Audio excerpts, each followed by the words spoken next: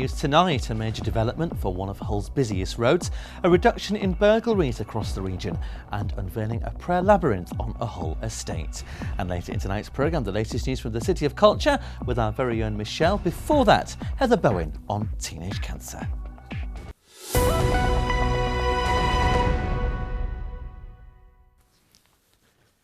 Hello, good evening. Welcome to Thursday's programme with me, Luke Adams. First tonight, a major route through Hull is set to receive an upgrade. It comes after £7.5 million of funding was allocated by the Humber Local Enterprise Partnership's Local Growth Fund, announced at the LEP's AGM today. The funding will support the development of improvements to the A63 and Garrison Road roundabout junction. The project will improve access to several Humber Enterprise Zone sites and enhance facilities for pedestrians and cyclists, while also tackling congestion issues. A fortress built for King Henry VIII has been rediscovered. It was built near to the east bank of the River Hull in the mid-16th century as part of new defences commissioned by the King. The Humberfield archaeology team have been marking out the lines of its buried walls over the last 2 days, along with pupils from Victoria Dock Primary School.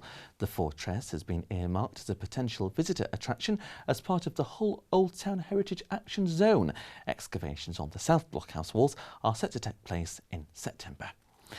Meanwhile, part of a prayer labyrinth that was demolished on the outskirts of Hull nearly 500 years ago is being recreated on Kingswood.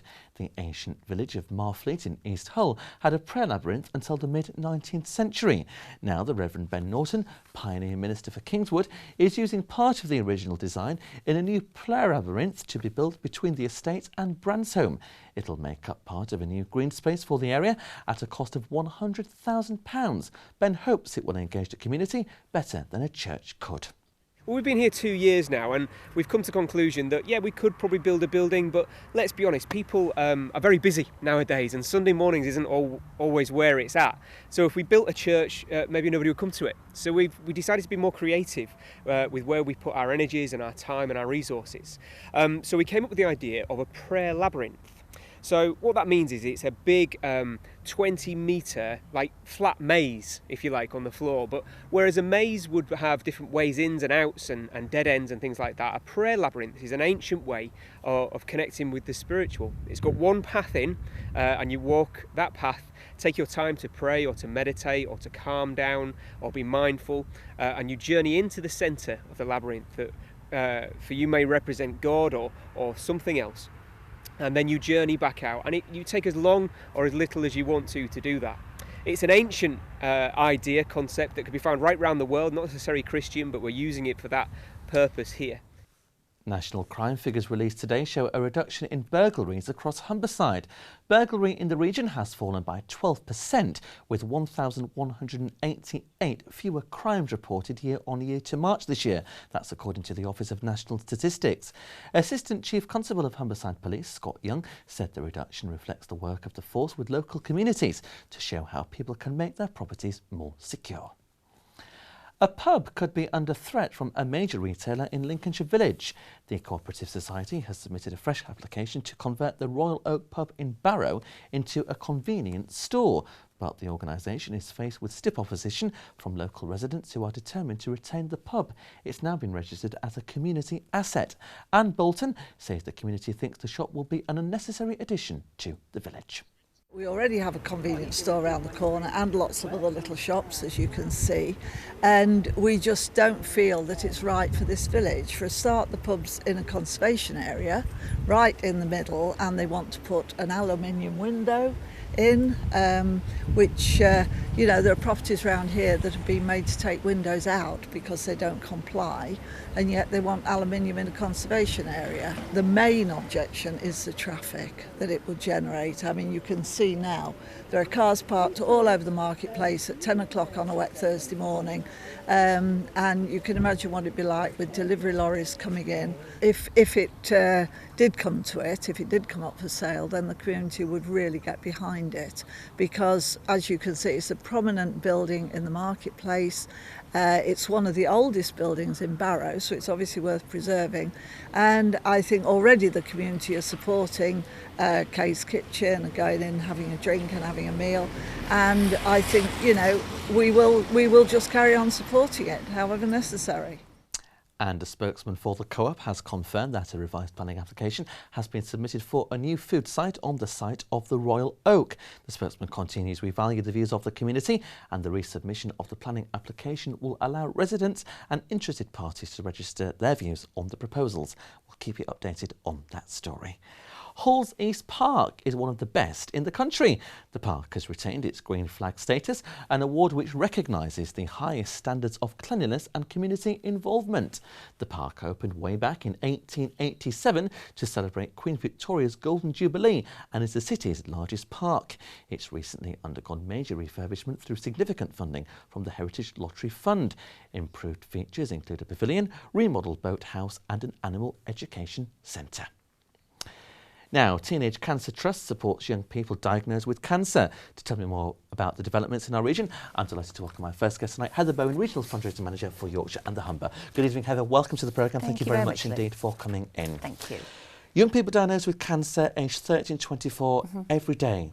Very high statistics. It is. It actually equates to 7 young people every single day throughout the UK.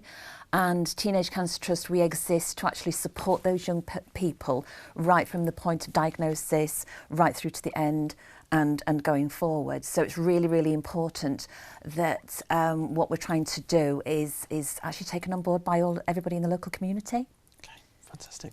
Heather, why is the support you provide to young people suffering with the cancer and parents so vitally important? I think if you are the parent of a 16, 17, 18-year-old or a grandparent, actually what you want for that young person that's just been diagnosed is the best that there is. And Teenage Cancer Trust, we provide specialist Teenage Cancer Trust units like the one we have at Castle Hill at the Queen's Centre. We also provide support staff, nursing staff. So when you're a teenager, it's such a weird time in your life. You're just emerging. Hormones are everywhere. Life is everywhere. And when they're told that they've been diagnosed with cancer, all of a sudden it all changes. And what we want is for them to actually have the best support that they can. And as well, Heather, is it a way of, in some respects, taking control of their life at that time as well? It is. You know, I mean, we probably remember being 15, 16 and 17 and the pure joy of, you know, your first day of independence, your first love, the first time you take a driving lesson. All of that actually goes on hold the moment you're told that you have a cancer diagnosis. So it's really important that teenagers get to be teenagers. Okay. Now, within the Yorkshire and Humber locality, which obviously you manage, yes, there are a range of specialist units. What, in specific detail, do those actual units help those children? They, when you walk onto a general ward within a hospital, Battleship Grey is probably the usual colour. When you walk through a Teenage Cancer Trust unit, it's a plethora of colour and noise and fabulous vibrations and passion. We have a pool table, we have a jukebox, we fund specialist support staff that get young people out of bed. Don't dwell on it, let's do other things, you know, let's not concentrate on you being ill. To put young people all of the same age in the same space, the same supportive space, actually the most fabulous friendships come out of these units.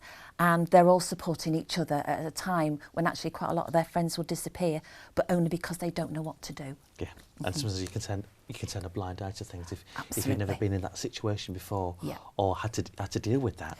Absolutely, and I think, you know, you have to look at this age group. Friendships, even when everything's going tickety-boo, friendships for teenagers can be quite fragile. Yes. So when you throw cancer into the mix, a lot of young people, because they don't know what to do, they don't know what to say, they've never had to experience this before, they'll back away. And then what happens there is that young cancer patient is quite isolated. So without the Teenage Cancer Trust units, the outreach programme and the funded specialist staff, that young person is a kind of a pocket of isolation. So that's where we that's where we come in to support. And obviously, it would be fair to say that fundraising plays a major role in the success of the charity for this specialist service you provide. It does, yes. How does that work? We are wholly self-supporting. In England, we receive no government funding whatsoever. So I always call East Yorkshire and North Lincolnshire, I mean, I know I'm quite biased, but it's a real jewel. I've been with Teenage Cancer Trust now for 10 years, and in that time, this region has really pulled out the stops for us. And without them, we would not have the full-bedded unit that we have at Castle Hill. And just an army of dedicated people who believe in the success of the charity for those people who really need that support. Yes, I mean, we've all been teenagers. Yes. We all know what it's like. We all know what the aspirations are. We are all aware of the many paths that a young person can tread, but actually then to be told it's not going to happen just yet. People can really identify with a teenager. Yeah. Heather, lots to talk about, but what would you say one key message is that the charity is trying to get out there? What we're trying to do is, throughout the UK at the moment, we're only reaching and being able to support just over 50% of all those diagnosed. So what we're trying to do is we really do need to support, we need to reach out, we need to capture every single young person that's been diagnosed. Fantastic. So yeah, that's the main aim of ours. Okay. Excellent, Heather. Thank you very much for coming in this Thursday evening. We hope to see you again very soon. Still to come tonight, our very own Michelle brings us the latest news from the City of Culture and chopping locks for charity.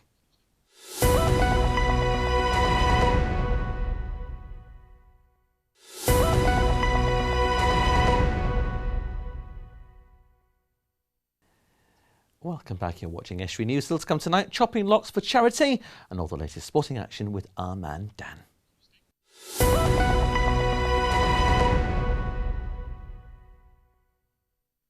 I'm joined now by our very own Michelle Lalor with all the latest news from the City of Culture. Good evening, Michelle. Welcome to the programme. Thank you again. Thank you for coming in, as always. No the problem. cultured person that you are. Absolutely, I'm becoming more cultured by the week, As the Luke. weeks progress.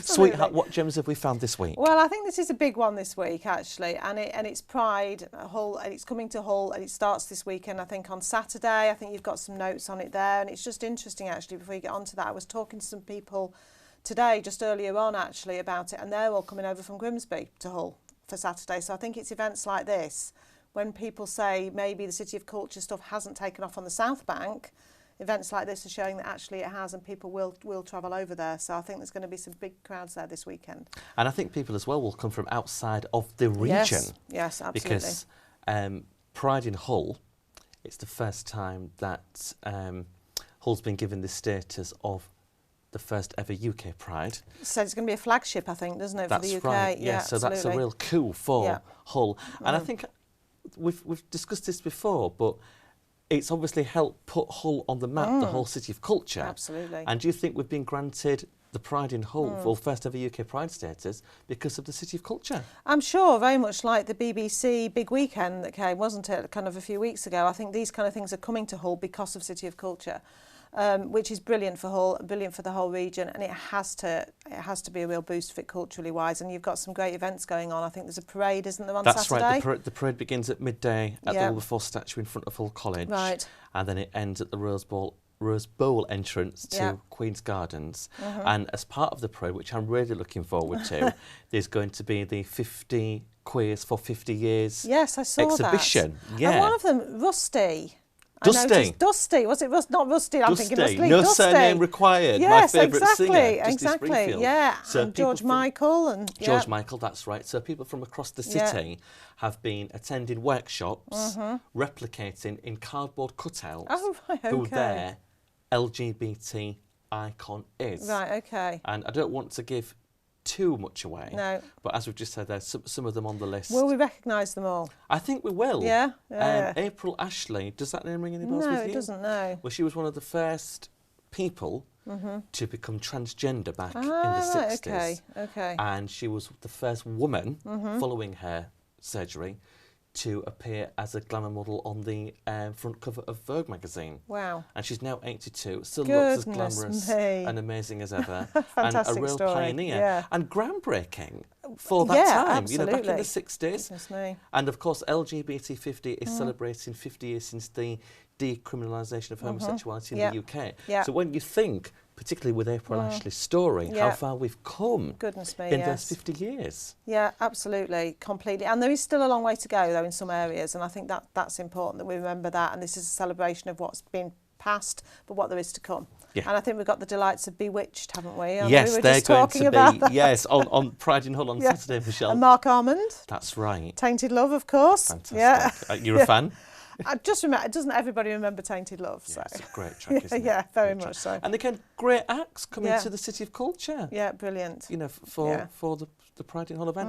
And one of my particular favourites is going to be there at the weekend. Go on then. It's his songstress Sonia. Sonia, name me 2 Sonia hits then. You'll Never Stop Me Loving You. Right, okay. And Listen to Your Heart, which were released as singles on her fantastic debut album, Everybody Knows. There you go. Michelle, it takes me back to my youth. You'll be there at the weekend. I will. And I am really looking forward to Yeah, going. it sounds very good. With a group of friends. Yeah. And it will be interesting to see how this year's Pride Hull compares to previous years. I would think it would be spectacular compared to previous years, won't you? A real groundbreaking one, I think, for Hull. Yeah. Very so good. we will feed back next week. Excellent. I shall look forward activity. to it. Yeah. What have you picked out, Right, Michelle? well, I've got some things, actually. The cinema took my eye, actually, and as part of the Pride in Hull Film Festival, actually, which, again, is part of Pride in Hull, I think, a good film, I think, sounds like it's worth going to see, called God's Own Country, which actually at the View Cinema on the 28th of July, which scarily isn't that long away now, is it? That's right. I had to put my glasses on. I didn't print it in big enough type today, look, as normally I do. Which is dubbed as a very British love story, bursting at the seams with unspoken emotions, apparently, and got rave reviews at its time when it first came out, and that's at the View Cinema on the 28th of July. So I would say go for that one. Okay, fantastic. And we must give Larkin, again, a mention if you're on holiday and you want to go to the fantastic exhibition, which I think is on at the University of Hull, all during the summer, right up until October. Obviously one of Hull's finest. Absolutely. Worth going to see, I think. Larkin's bit of hot press at the moment, in the news quite a lot with various things what are going on. And of course he worked at the library as a librarian worked at the university for 30 years as librarian. Yeah. Fantastic. Michelle, thank you for your little gems as always. See you next Thursday. You will.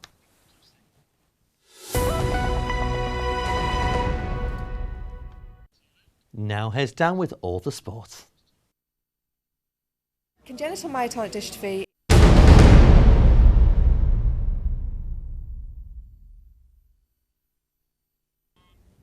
News of another busy day of football transfer activity to come. But first, tomorrow is Judgment Day for Hull FC, according to their head coach Lee Radford. He's been speaking ahead of the Black and White's home game with the Huddersfield Giants. Tomorrow we have an opportunity to go third, but we also have an opportunity to go sixth. If we end up sixth, that's not what we strived for at the beginning of the year. We ended up to being, we strived to be in the four. So if we can finish the 23 rounds in that, and obviously the semi-final on the horizon as well, that'll be mission accomplished. But if if that doesn't happen, then we've done ourselves disjustice, I think. Radford has also been speaking today about the value of making sure his side finish in the top four ahead of the Super 8 stage. Winning tomorrow night and sealing an extra home game in the closing stages of the season is important both on and off the field.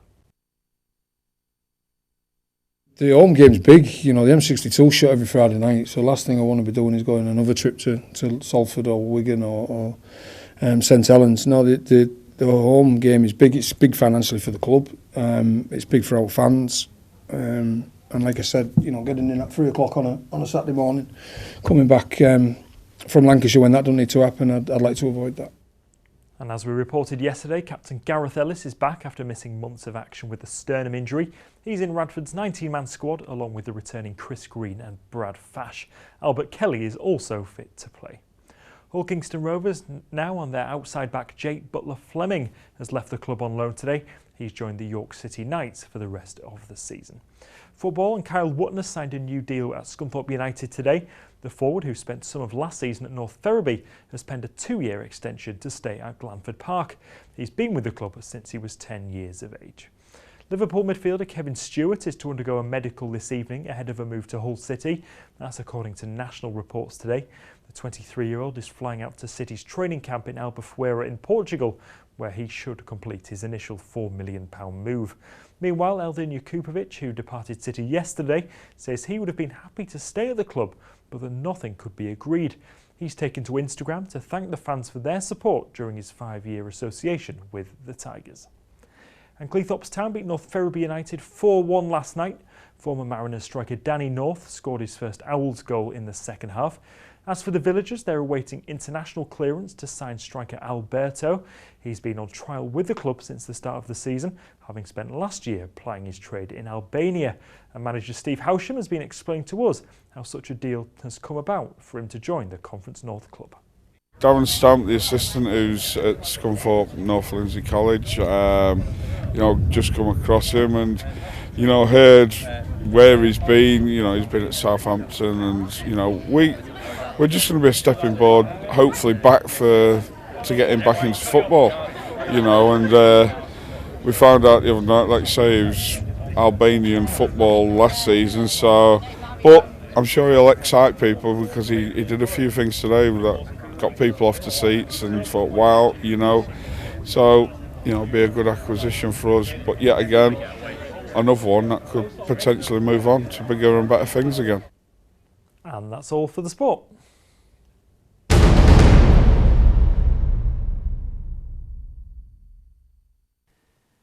Thanks very much, Dan. That's it for tonight, I'm afraid. As always, if you have a news story, then please visit our Facebook or Twitter pages or email news@estuary.tv. You can also phone our news desk, which is a Grimsby number 01472315553, or put pen to paper and write to us at Estuary TV, Non's Corner, Laceby Road, Grimsby North East, Lincolnshire, DN34 5BQ. It's Friday tomorrow, which means I'll be reviewing the week's papers with my guest Sam Whittaker of the Grimsby Institute Group and Modal. Thank you very much indeed to my guest this evening, Heather Bowen, for talking about Teenage Cancer Trust. If you'd like to find out more about the charity, the website is quite simply teenagecancertrust.org. We hope you have a great Thursday evening from all of us on the team. Thank you for watching.